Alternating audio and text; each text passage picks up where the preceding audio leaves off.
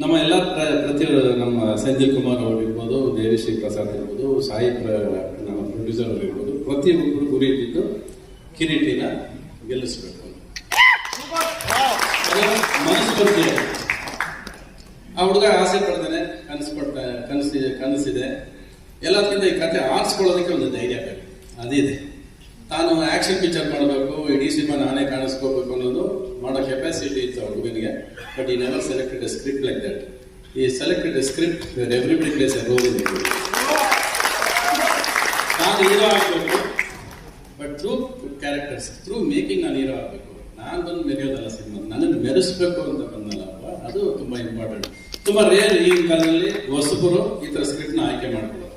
ಇಲ್ಲಿ ನಮಗೆ ತುಂಬಾ ಇಂಪಾರ್ಟೆಂಟ್ ಪಾತ್ರನೂ ಇದೆ, ಪರ್ಫಾರ್ಮೆನ್ಸ್ ಜಾಗ ಇದೆ. ತಲೆ ತಿಂದಿದ್ದಾರೆ, ಕಡಿಮೆ ತಿಂದಿಲ್ಲ. ಪ್ರತಿ ಬೆಳಗ್ಗೆ ಇವತ್ತು ಆಕ್ಚುಲಿ ನನಗೆ ಒಂದು 4 ಫೋನ್, ಮಾರ್ನಿಂಗ್ ಫೋನ್ ಹೊಸ್ತಾನೆ